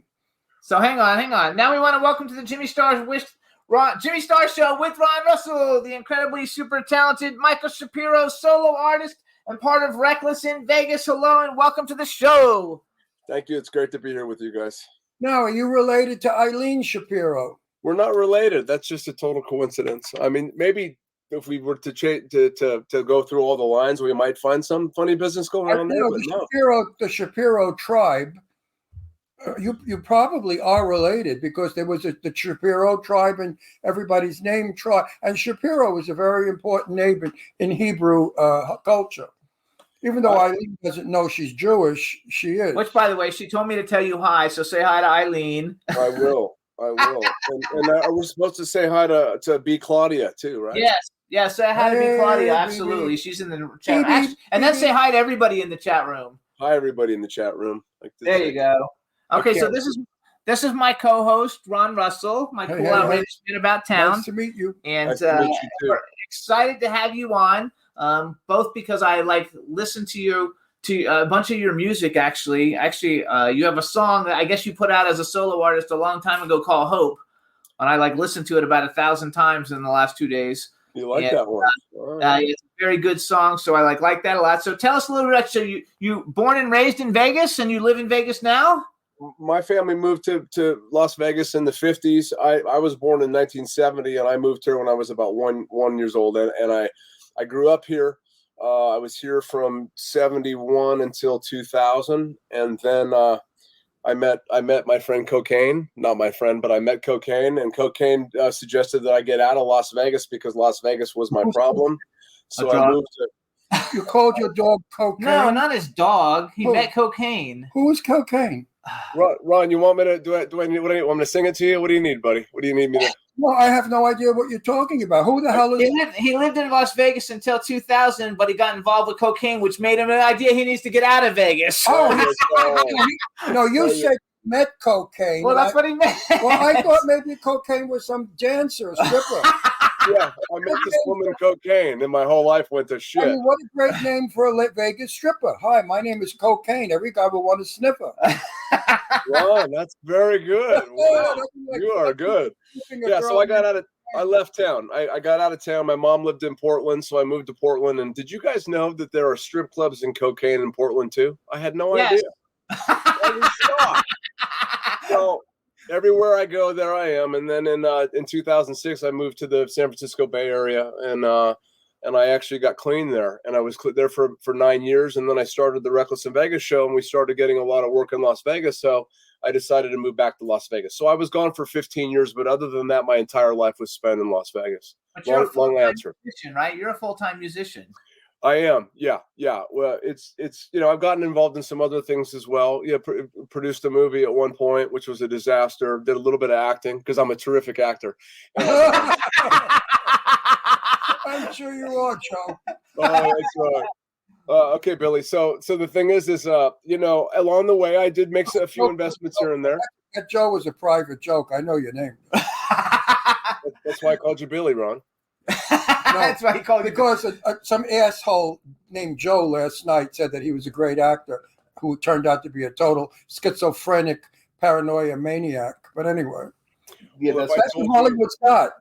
If I started telling you, I mean, look at so show business, as you guys know, is a tough thing, right? You have to have a little bit of narcissism. You don't have to be a narcissist, but you got to play in that field. And we're self-promoting all the time. We find ourselves in tell business, as opposed to show business. Then we get into show business, and now we're in show business. And it's my least favorite part of the business is that there is a degree of self-promotion. Am I wrong in that? No, not wrong. That's the way it is. No, Unfortunately, that's the way it is. So you have first of all, let me tell everybody. First of all, you guys can follow Michael on Instagram. He's Michael Shapiro Music. He's also got an Instagram for Reckless in Vegas, which is Reckless in Vegas. The Twitter is Reckless in Vegas. And the Facebook is Reckless in Vegas. And his website is michaelshapiromusic.com, of which his solo music is different than Reckless in Vegas, but it's very good.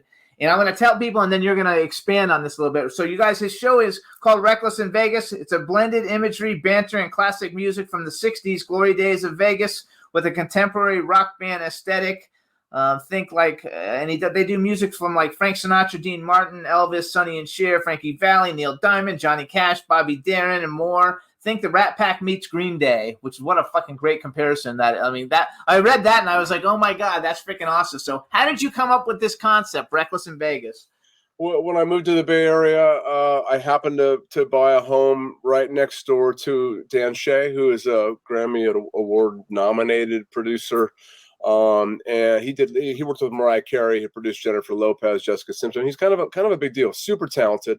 We became friends, and he agreed to produce our very first EP for Reckless in Vegas, and it was an all original album, 5 songs. So it was an EP.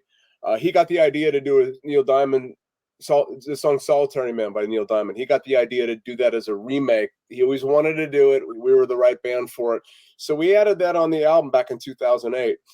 Fast forward to the next EP we did, we worked with Sylvia Massey, who's also an incredible producer. We put that album out. We toured, and I just wasn't making a living doing it. It was really hard. I was playing with a terrific drummer, and also Mario Cipollina from Huey Lewis and the News, the guy with the cigarette. He was fantastic. But we just weren't able to break through, and I was financing the whole thing, so it got tiring. And our booking agent at the time, in about 2011, suggested that we do a tribute act. The tribute acts were the ones that were making money. And I thought, okay. So I talked to the guys, and we were going to do a Johnny Cash tribute. And I learned 50 Johnny Cash songs. I was like, I called the guys. I go, guys, I can't do this. I'm an original songwriter. I'm an original artist. I can do that for the money, but I'm going to be miserable. And they agreed. And so we shelved the idea. 2 weeks later, I was meditating. I had a pretty heavy meditation practice, and I saw Reckless in Vegas and the old neon lights. There was black and white old Vegas movies playing, and I'm wearing a sharkskin suit. The guys were wearing sharkskin suits. We're playing our style of kind of Green Day rock and roll, but I'm singing Frank Sinatra. And there was dancers and the whole thing, and I wrote everything down. And I called Dan. I said, Dan, you remember that thing you did with the Neil Diamond song? He goes, yeah. I said, what do you think about doing that with old Vegas music? And it hit home for me because growing up here, my grandfather owned a hotel here in 1955. There's a lot of mob story like that I was enamored with that whole lifestyle here. And he loved the idea. We spent a year on the arrangements, and we put an album out. We started playing it in the Bay Area, and it was a smash there. We started getting hired from guys that own hotels in Vegas. So I was doing some traveling. After we did this 5-weekend residency, I sat up in the hotel room and I thought, shit, I got to move back to Vegas. And I packed all my stuff out. I rented my house out. And I moved back to Vegas in 2015. And it's been a journey. The music pays homage to the original versions, those terrific artists, but yet it's their original arrangements. We wrote the arrangements, with the exception of a couple of what we call mashups. We'll take Nancy Sinatra's Boots Are Made for Walking, and we'll mix it with Led Zeppelin's Whole Lotta Love, or Jimi Hendrix' Manic Depression, and we'll mix it with Mr. Bojangles. But other than those, they're all original. So I've been doing it 10 years, and it's still challenging. We've got a residency at the Sahara Hotel on the Strip. It's one of the greatest. I want everybody to hear it, so they know what we're like. Wait a minute, they may pull us off the air. No, they're not gonna. Why not? They did it all the time. They didn't at the last song we just did. Well, we have to explain this to Michael. They may pull us off the air. You know that. I understand. Or if we pulled off the air, folks. Just stay there in case sometimes YouTube flags us, but I don't think they will because just don't go away. Yeah, don't go. He won't go anywhere anyway. Astro, shut the fuck up. All right, so this is Luck Be a Lady, right? Tell us about Luck Be a Lady, and then we're gonna have Juan play it for us. Luck Be a Lady was the first arrangement we did, and we were kind of going for a Metallica feel on it, a little heavier than the original Luck Be a Lady. I kept the lyrics and melody true to the original version, but the music is all original. That's why you probably won't get flagged. Yeah, I think so. I don't think we're gonna. I think that's such bullshit because it's your music and you're giving us permission. So I don't understand why they have the nerve to say we can't play it, the motherfuckers. Anyway, here we go. So Juan, actually introduce it for us, Michael, and then Juan's gonna play it. So this is a Luck Be a Lady off of the Reckless in Vegas album entitled The Hard Way, and this is how we open our shows every night in Las Vegas. They call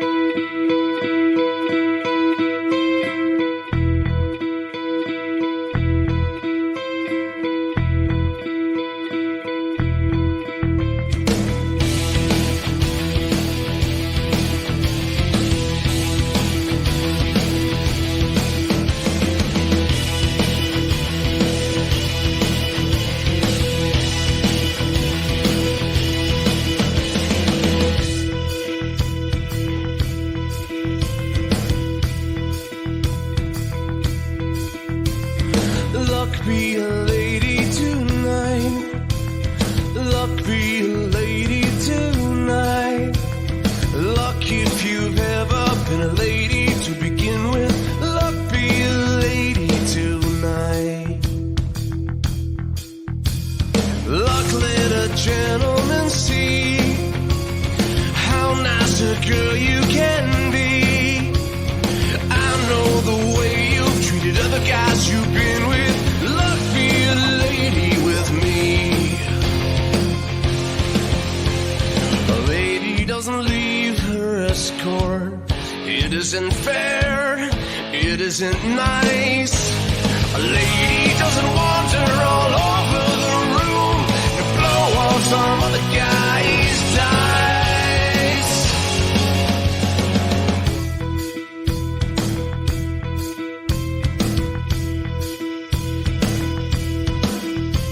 Let's keep this party polite and never get out of my sight.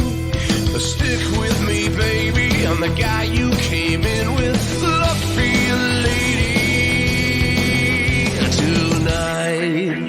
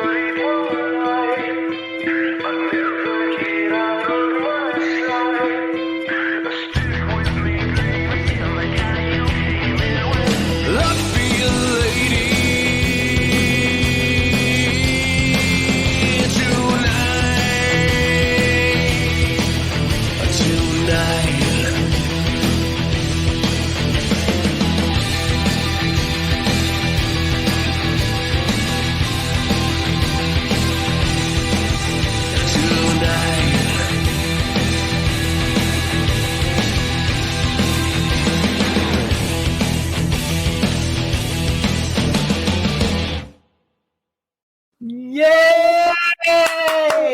I have got to say, it's my kind of music. Nice. I love it. I'm only sorry I was not there in person because you on stage in person has to rock the room because that is a fabulous, fabulous, fabulous everything. I love the song. I love your voice. I love the arrangement. I love the video. Yeah, the video is great. And I don't say this about much music today because most music sucks today. All that rap shit. I don't like that rap shit. I don't understand.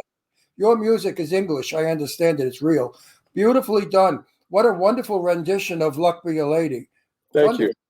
Really wonderful. And you know what, dude? Do people tell you look like from your side profile when you were drinking the drink? I was like, fuck, he looks like Hugh Jackman. Like I thought you look just like a young Hugh Jackman. I was like, holy shit. Wow. You're very handsome. Thank you. Are you single? So I'm married. I've been one of the women that's in the video. She's also she did the choreography and she dances in the show. The blonde is your wife? No, she's the one walking through the desert. She's with the long dress, right? She's short. Her name is Jolie. Yeah, too. Very pretty. She just became a marital and family therapist too. She went back to school and got her master's. Yeah. Children, Michael? We have 3 dogs, kind of like what you got there. We got 2 Labradors and a Cocker Spaniel, and we have six chickens too, which is wow. 6 chickens. Oh my God! So you guys got to follow him on Instagram on the Michael Shapiro music one because because he's got all his dogs. He has. I put a thing on the top of my list of notes that says dogs because he's got all these pictures on Instagram of his dogs. So you guys follow it because we love people who love anybody who loves dogs is good people. I have to ask you a very serious question. Yeah. No kidding around. Do you think your music works today in this world of insanity? Well, so our show is 2 days a week, and producing a show in Las Vegas is probably one of the hardest places to be on the Strip. There's so much competition. It's working. It's slow. It's hard. It's really challenging. The most challenging thing I've ever had the opportunity to do is to mount a show in Las Vegas. People are blown away by it. We added a horn section. The show has a 3-piece horn section. There are dancers in the show. We do old Rat Pack style humor. The music carries it all. And because these arrangements, like that's a pretty cool arrangement, the Luck Be a Lady. When Dan did that arrangement, they're all like that. They're very witty. People they'll hear it start and they're like, oh, what's going to happen? And it hits you.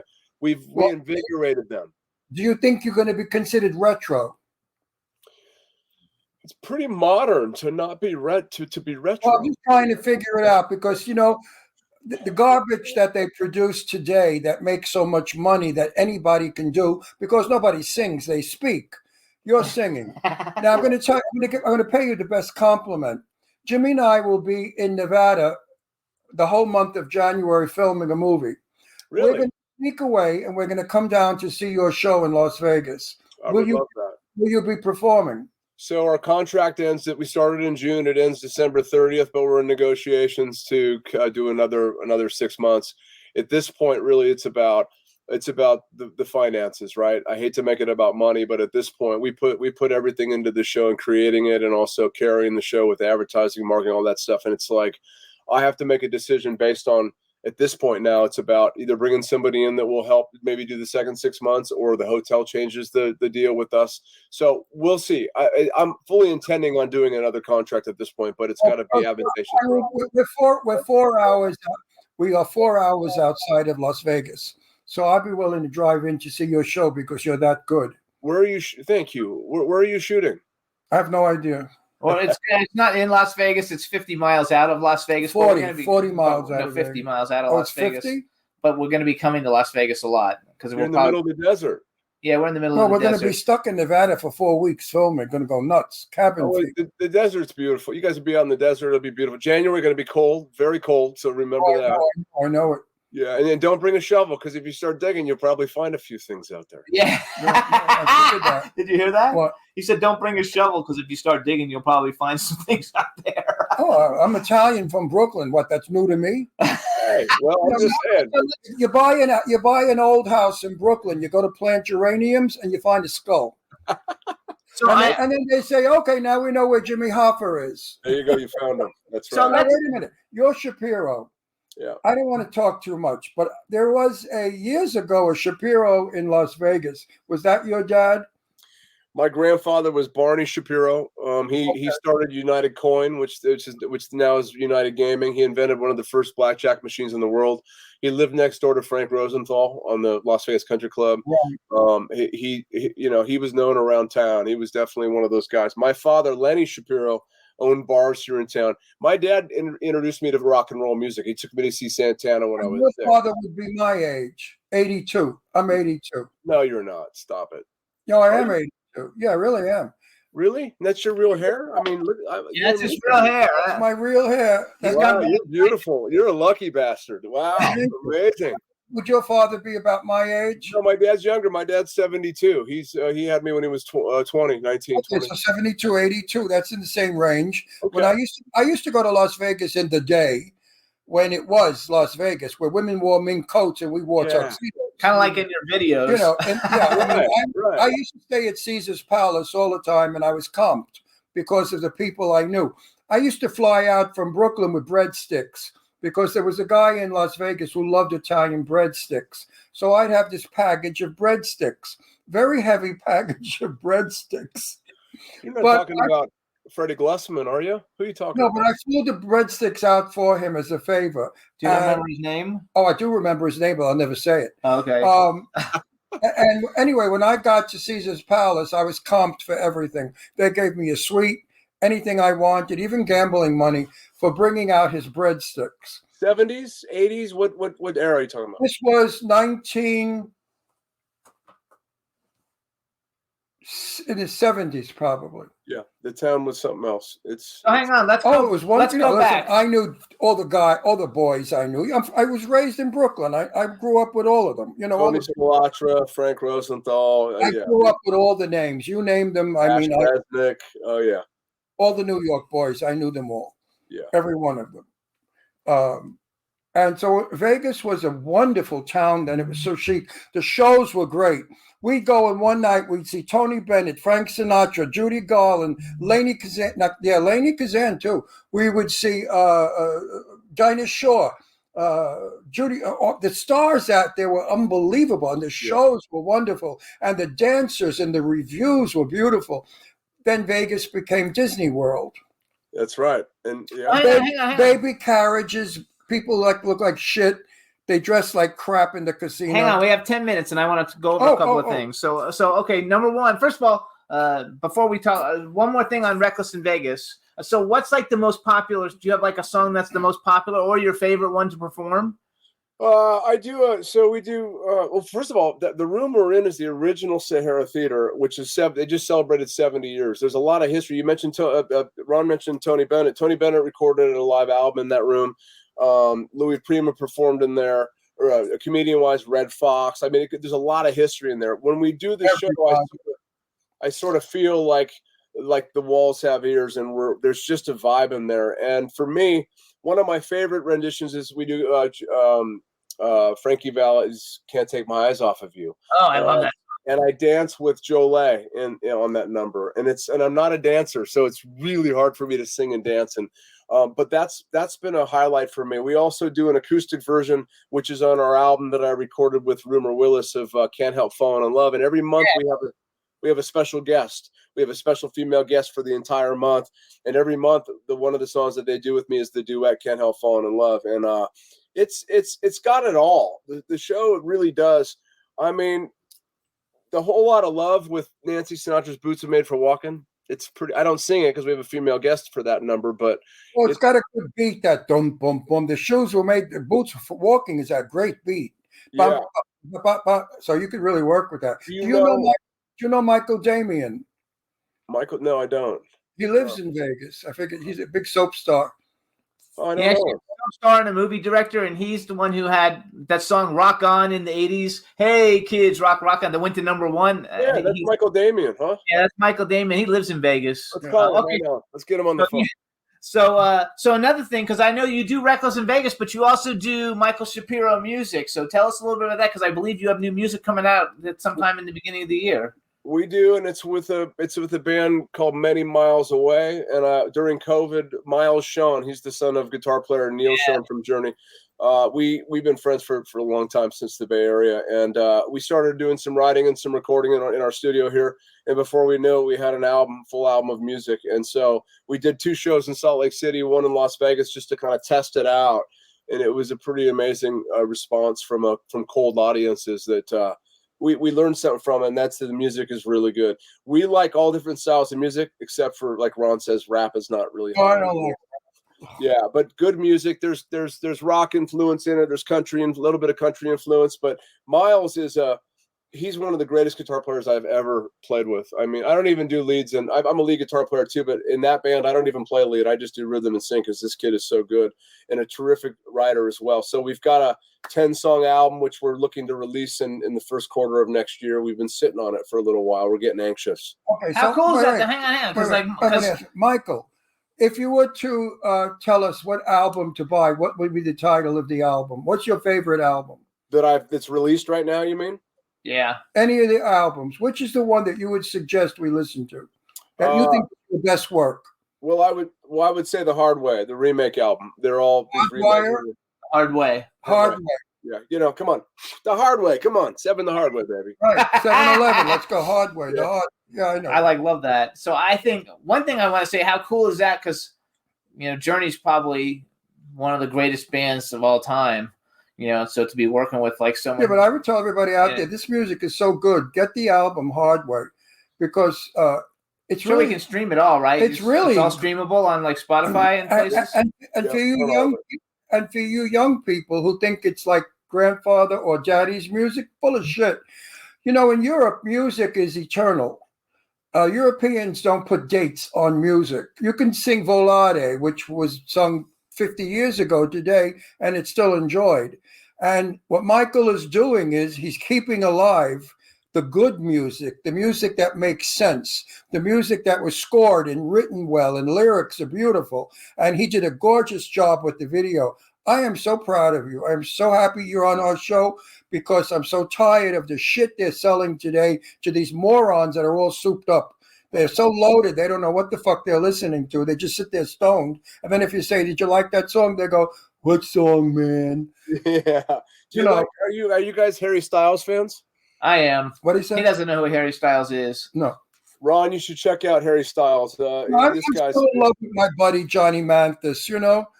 Johnny Mathis, I met Johnny 3 times, and I'm madly in love with Johnny. That's his favorite singer is Johnny Mathis. I love and adore Johnny Mathis. I don't think anyone comes close, not Frank Sinatra, not Tony Bennett. No one comes close to Johnny Mathis. He had the voice from heaven. I love Johnny. I wouldn't even get involved in comparisons at the level of those gentlemen you just mentioned, because they're all so good in their own right. But yeah, Mathis had some. Did you ever meet Johnny, man? Did you ever meet Johnny? No, never met. Oh, he is the sweetest man. Really? He is so shy and timid and lovely and so like not a star. He's just I love him. So wait, what do you listen? Let's say you're driving in the car, you're going someplace. Like, what kind of music do you personally like to listen to?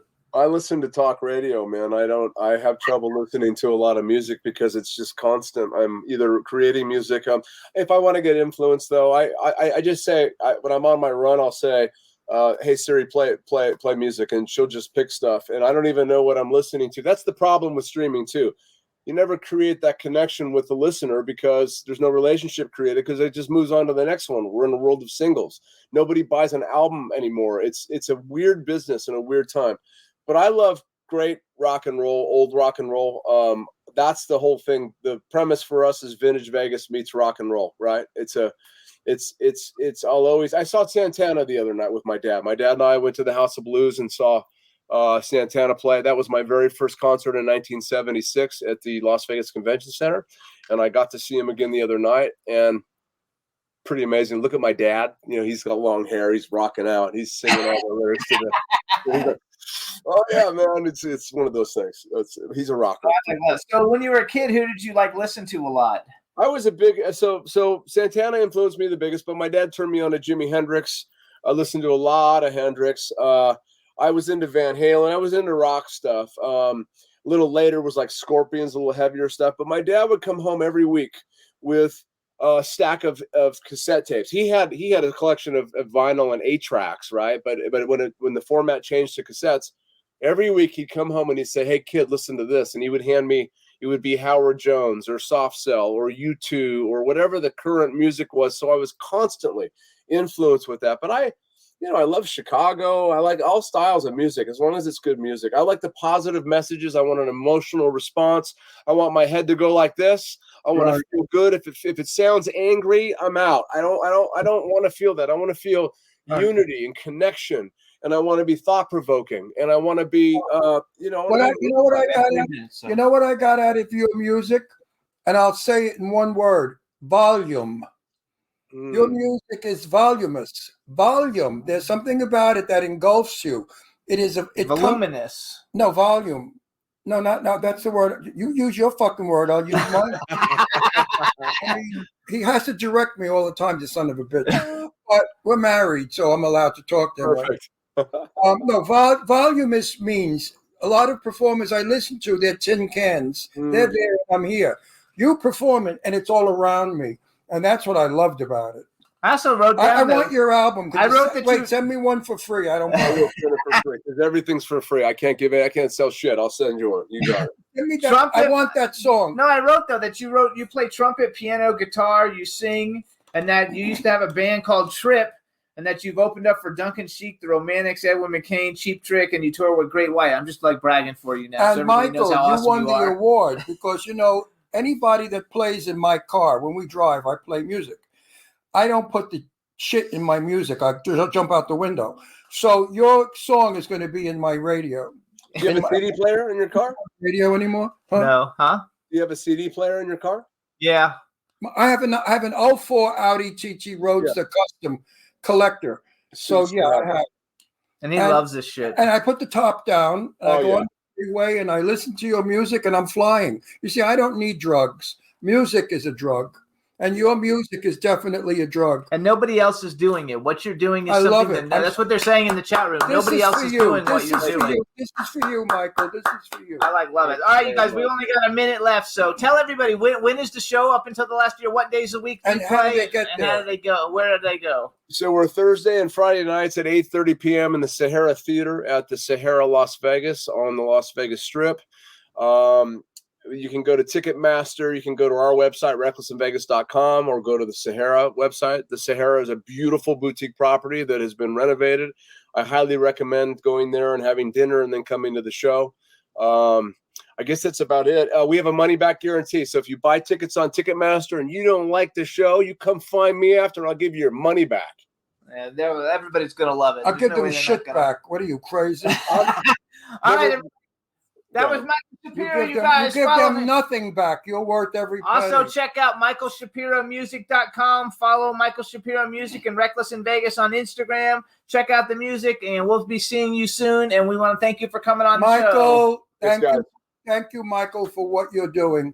There may be some young people out there who'll hook on, who realize what real music is, what real talent is. We'll keep trying, and I want to thank Eileen Shapiro for connecting us, you guys. That means a lot to me. Did you ever see Eileen Shapiro? We've done an interview on check out the body. She's got the biggest tits in the world. Really, no one's got tits like her. Her tits go from here to Chicago. I'll see if she'll send me some pictures. Really. We gotta go. She'll gladly show you her cleavage. Hey, everybody. Thank you so much, Michael. Thanks, chat room. Thank you, Juan. We'll see you guys next week. See you in Vegas. Bye, you guys. See you in Vegas, Michael. Can try not to get so wrong.